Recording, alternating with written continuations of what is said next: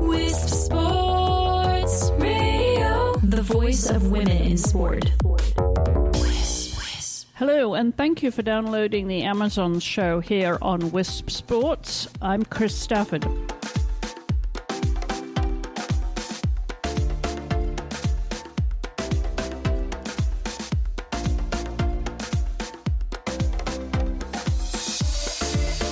This show tells the stories of women who set off on great adventures around the world by land, sea, or air.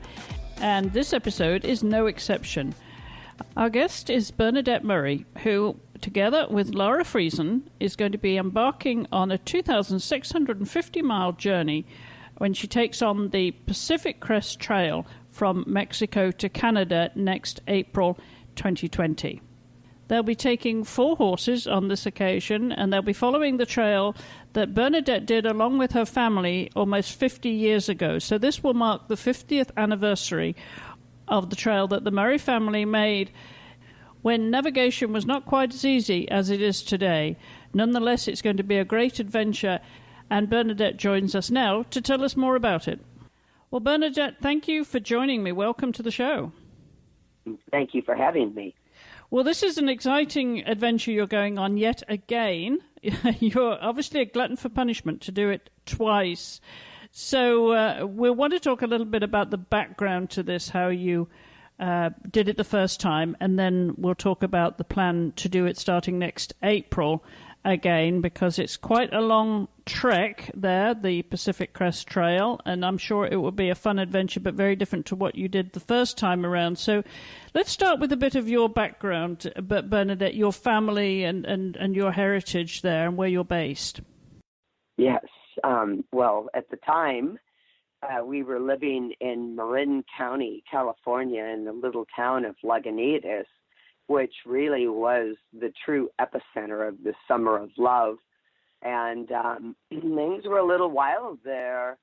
There was a lot of sex, drugs, and rock and roll. And very near to us lived Janis Joplin and the Grateful Dead. And Janis would come to the neighbors and play her music all night long. And at that time, I did not have an appreciation.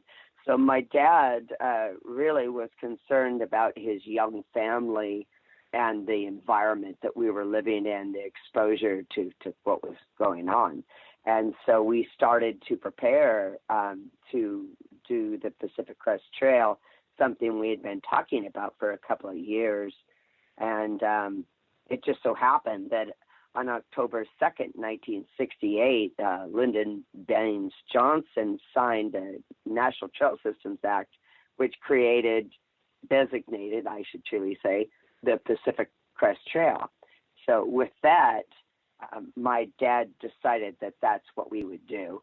Also, the other option was to sail around the world, but that didn't seem very practical. So the decision was made to make it be the Pacific Crest Trail. 2 very contrasting options then, sail around the world or ride from border to border. Give us a sense of your family background then, when you were born, Bernadette, and a little bit more about your parents and the kind of America that they grew up in. It's very interesting. Yes, actually, I was born in London.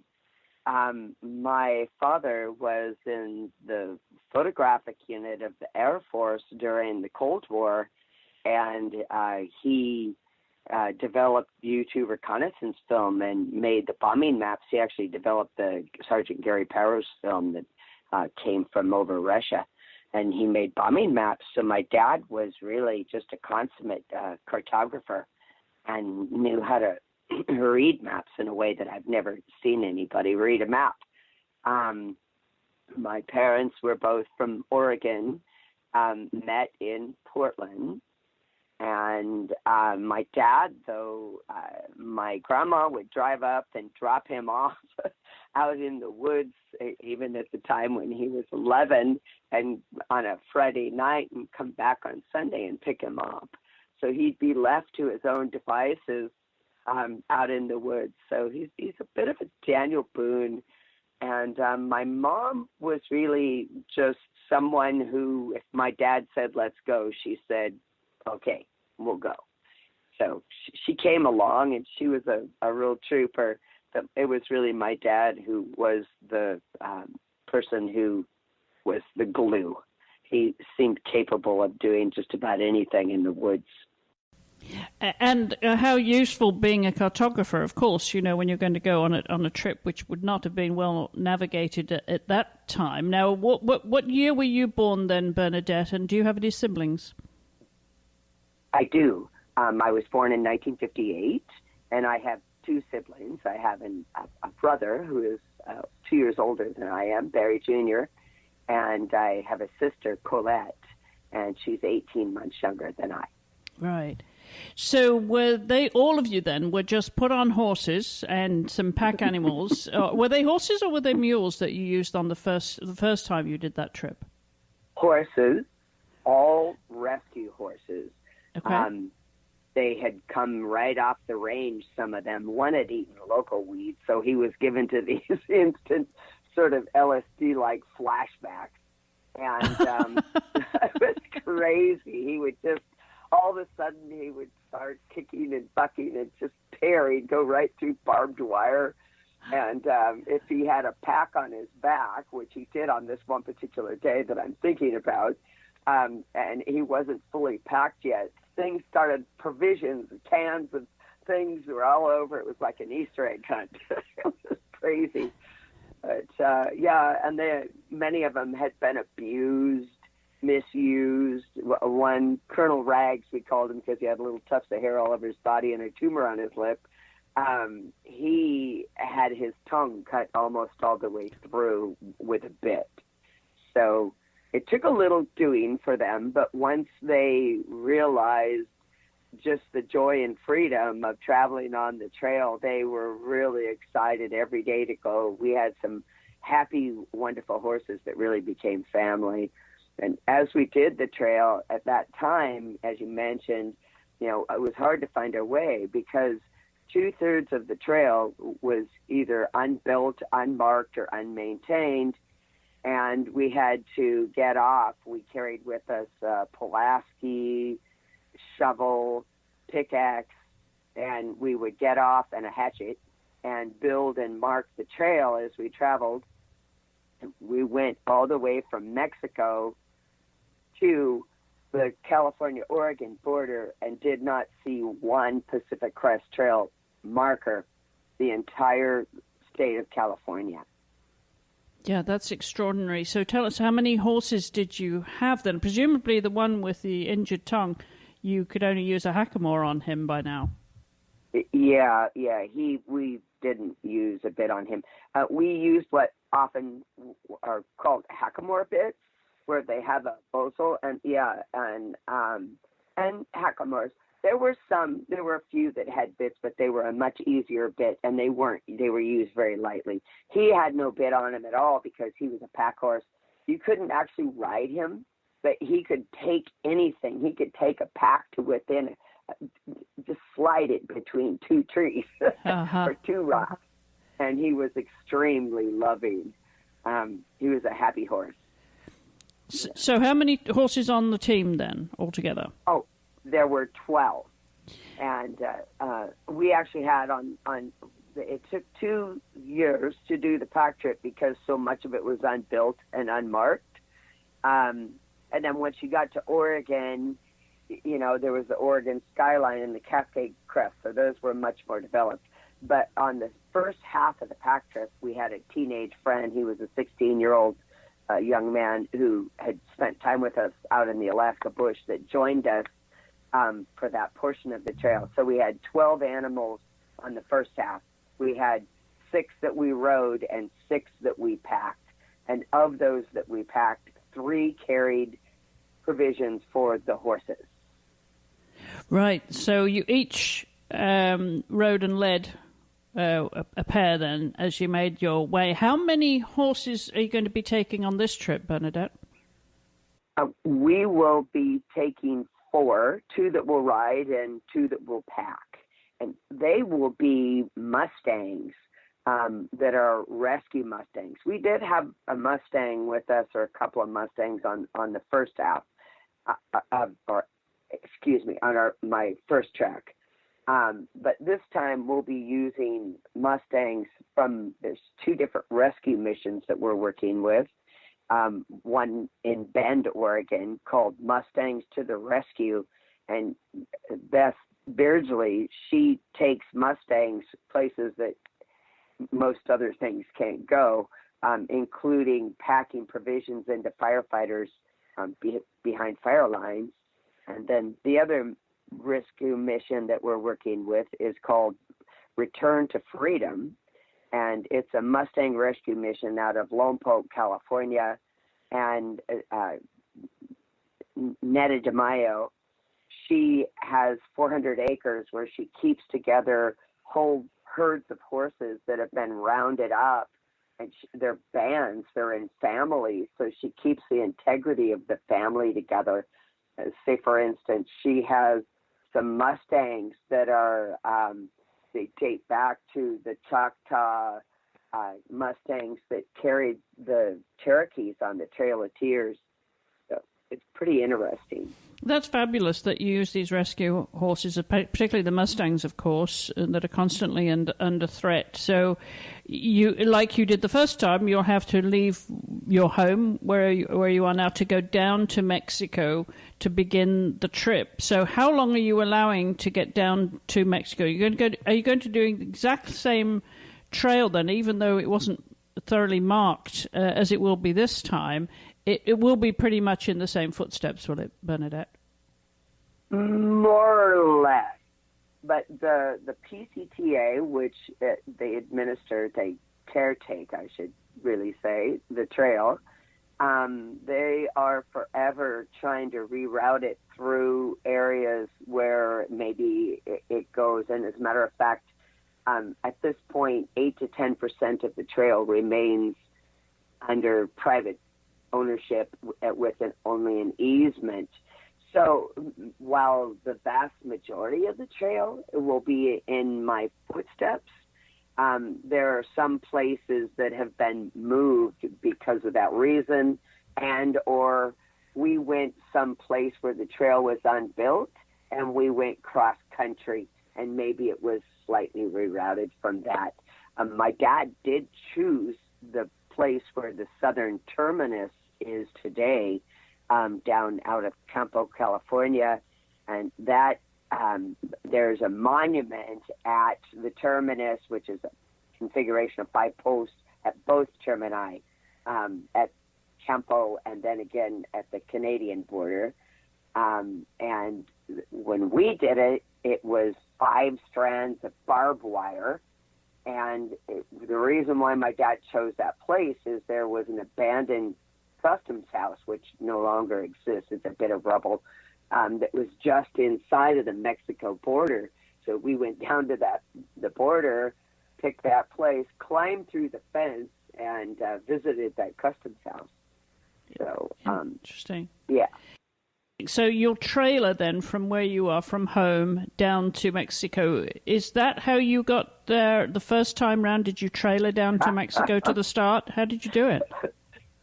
We did. We actually had 4 horses, and we trailered, and I laughed because there were, imagine this, 6 of us in the truck, and if it started to rain, the boys who were supposed to be riding in the back were in the front with us. So my dad would drive, and then my mom would sit next to my dad, and one of us girls would sit on her lap, and then the boys would be my brother and our friend James.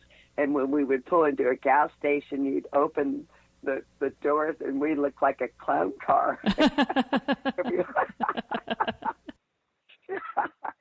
So we only had 4 horses to begin when we went down to the border, and we acquired the rest of them, and some of them had never been ridden or set foot on a trail. Well, so this is quite an undertaking. Now, what about the horses you're taking this time? How long will you have been partnered with them and get to know them before you trailer down to Mexico to begin that 2,650-mile trail trip? Yes. We actually have our horses that will be riding chosen for us now, and we've met them. They are in Bend, Oregon at Kate Beardsley's return to Mustangs to the Rescue. And these horses have different life stories. These are not ones that were rescued off the range, but came into the rescue mission because, things like the owner grew old and was no longer able to care for the horse. So we will be going down and riding those horses and bonding with them over this next period of time before we actually set out for the trail. So we will have become a team by then. We'll also be doing some packing. We're not sure whether our pack horses are going to come from Mustangs to the Rescue or Return to Freedom. Okay, well, let's introduce your partner in her absence, Lara Friesan, who is doing this with you now. Are you riding buddies? I can understand, two women who are riding buddies saying, okay, let's do a long trail ride. How do you know Lara, and why did you guys decide to do it? And why are you actually doing it again? When a lot of people would, say, okay, I've done this, I checked that box, I don't need to do that again. Why revisit it, and why with Lara? Yeah, well, that's a really great question. Both questions. Let's see why. When my family finished, we finished on October 7th, 1970, and then 10 days later, Eric Ryback, who hiked southbound, finished the PCT. So after designation, my family, we were actually the first to finish the PCT. So this is a 50th anniversary commemorative ride that Laura and I are doing. And along the way, what we really intend to do is shed light on the changes, the transformation, the comparisons of then and now. Say, for instance, that we had cast iron. If we needed to communicate, we used a payphone. My dad would often have to hike out or ride out to get to the payphone. It would be a piece of paper pinned to a trailhead, or just passing the word with a few people that we would see along the way. Say if my grandmother was waiting for us at a trailhead, if we saw a hiker, we would ask them to tell the lady at the end of the trail that we were on our way. And Laura and I, we've been friends for quite a few years now. And she was, when I first met her, the club manager at a winery called Naked Winery in Hood River, Oregon, where I was a member. And we started talking about doing this trek. It just over a bottle of wine. and before we knew it, we began planning in earnest. And so that's how that happened.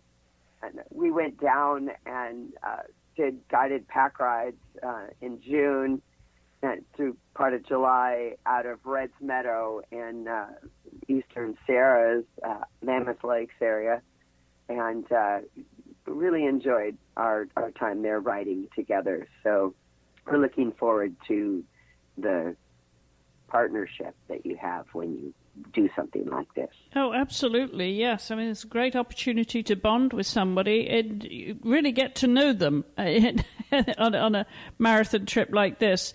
Over 5.5 months, you said you expect to take. Now, this is starting again, as I said in my introduction, in April 2020. So why the long lead? And you wanted it to be close to the time that you did it before, but was it too soon to do it this year? Yes. So we finished on October 7th of 2020. So we will be riding in 2020 in one season, which was unattainable at the time when we did it because of the incompletion of the trail.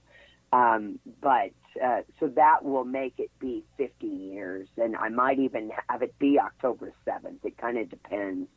So that's why that date, that year, the 50th anniversary. And what do you hope to achieve then by doing this? I mean, obviously you're keen on the environment, preserving the environment. You're very much in touch with nature and that dear to your heart, to both of you. But what do you hope to get from this? Well, what we're doing is really shedding a light on what is happening over the past 50 years as far as people going out into the woods. So we are doing a 7-part docuseries. It'll cover the history, horses, gear and technology, the impact on the environment, the wilderness experience, why, and what the future is. And as we're examining those topics, we'll really be comparing what they were like. Say, for instance, our packs were canvas and 25 pounds. They were an early prototype of a tent that was designed by Bill Moss, who went on to MSR fame. My dad shoot our horses. There's discussion now of whether horses should have shoes or not, and they have booties. Of course, everyone has selfie-sticks and cell phones, and, your cell phone is so much more than that, whereas my dad used topographic maps. There was precious little available to find your way, and now it's all digital. Some people don't even use maps. It's all on their phone. Food is extremely different. We had the very early on dehydrated foods that now come complete in a meal, where you just add water. So we're really shedding a light on those changes, and also on the preservation of the trail, and helping to also focus on, there's a project here in Cascade Locks in the Columbia River Gorge. It crosses the Bridge of Gods, crosses from Oregon into Washington, and it is part of the Pacific Crest Trail. It's an antiquated bridge that is dates back to, was built in 1926. They raised it when they put in the Bonneville Dam in 1936, and it's a 2-lane graded bridge where you look straight down and can see the water, and it's really kind of eerie as you travel, and they don't stop traffic. And so with the onslaught of hikers and equestrians now, and people crossing the bridge, it's become a hazard. And so they're building a multi-use pedestrian for hikers, bikers, and equestrians that goes alongside the bridge, and that is one of the things we'll focus on. Also, as we said, the plight of the Mustangs, and as we have 2 rescue missions that are involved with us.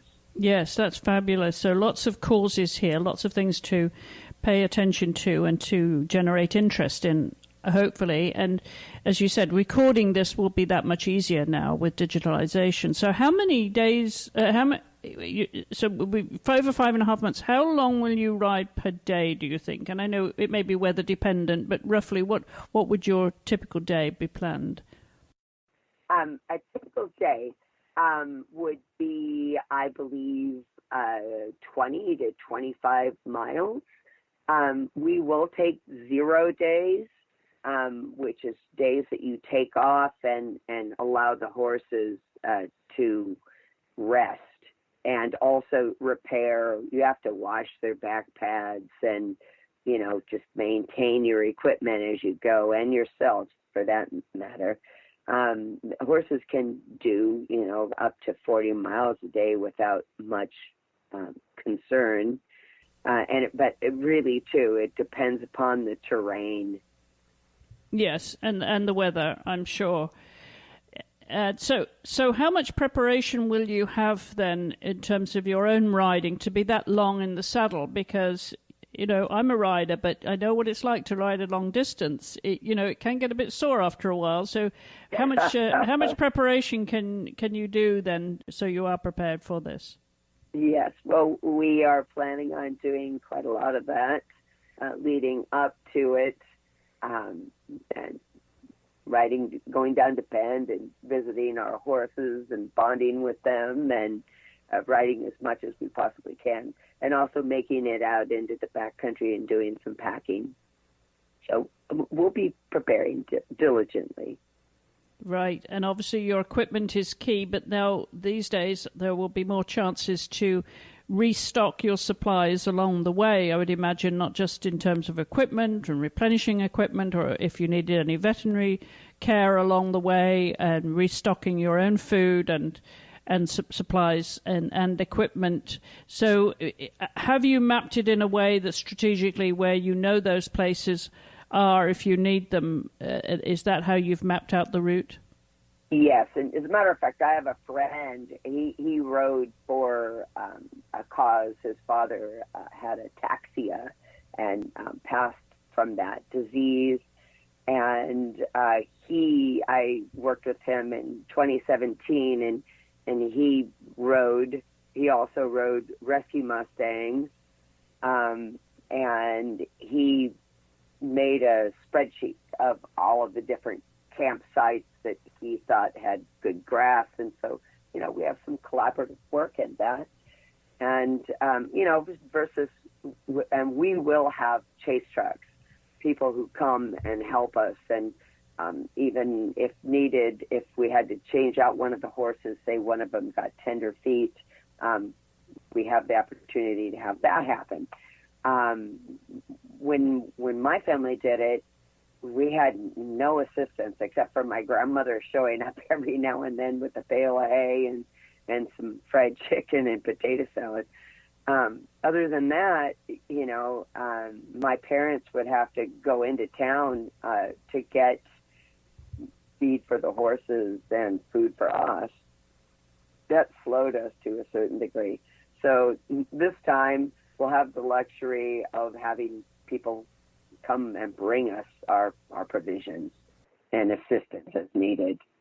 I was going to ask about your backup crew because obviously, as you said, it's going to be that much more critical and helpful to you this time. So how have you selected that team, your crew there, and will they all be following you all the way?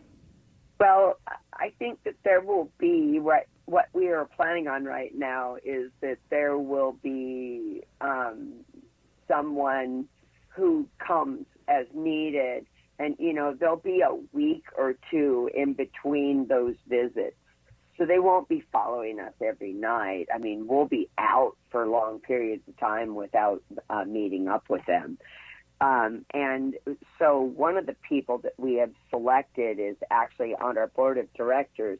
Laura and I have formed a 501c3 called Border to Border, and he happens to be a member of our board.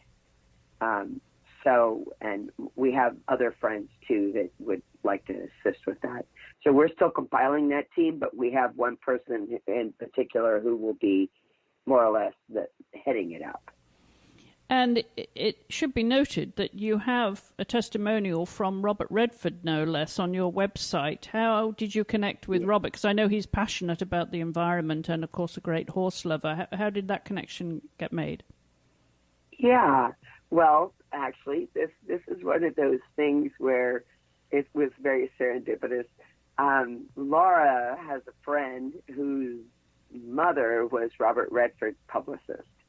And she was telling him about the project, and he said, if you want me to, pass that off to Bob and see if he'd be interested. So that's how that happened, and he was willing to do that, and we're very happy to have his support. And actually, with him being on the board of directors for Return to Freedom, we're really hoping that maybe he'll come meet us, or lend his voice toward our effort in even greater way than his statement of support. That's absolutely wonderful. Well, it's going to be a terrific trip, and I'm sure it will be well documented. As you say, you're going to do a docu-series on it, a 7-part docu-series. Where will that be available? And in the meantime, will people be able to follow the trip via social media? How will all that work? Yes, we will be on your regular social media outlets. Right now we have a Facebook page. We're putting up an Instagram page. We have our website, which is bordertoborderpct.com. You can follow us there. And right now we're working with a filming crew, and they are in talks with potential outlets. So we do not, as of this date, have an outlet for our docuseries, but we're hoping to find the right fit. Wonderful. Well, there's always self-promotion to, not just in social media, but of course YouTube and Vimeo. There's lots of outlets now where you can make it publicly available. So what a wonderful opportunity to do this. I want to wish you the very, very best of luck with it. And perhaps we can catch up next year once you've started that trip and when you finish, Bernadette. Yeah, thank you. That would be fabulous. We'd love to have you follow along. Love to hear from anybody that has questions, especially, if you're a trail person. One of the things that we're really examining is why. People used to ask my dad why, and his reason was always, getting out. And then we came to find that we come from a long line of outdoorsmen and adventurers. And they would ask us kids, would you ever do it again? And here I am. And at that time, I thought, no, but I am. Absolutely. Well, the very best of luck. I hope it goes so well and you stay safe and obviously bring back lots of memories and images. And we look forward to sharing that with you, Bernadette. Thank you so much for taking the time to come on the program. Thank you for having me. Conversations from the world of women's sports. This is Wisp Sports Radio. And if you hop over to our website at wispsports.com, just go to the Listen tab and look for the Amazon show. You'll find show notes accompanying this episode, which will include links to Bernadette's website and their social media, so you can follow their journey. And we'll be following along too. And we want to again wish them the very, very best of luck, because that's quite an undertaking. And they truly are Amazons. As always, you can follow us and join in the conversation on social media at Wisp Sports. You can also reach out to us here if you have any comments or questions or suggestions for guests for any of our shows. That email address is info@wispsports.com. Thank you for listening and supporting Wisp Sports and turning up the volume on women's sports. Goodbye for now.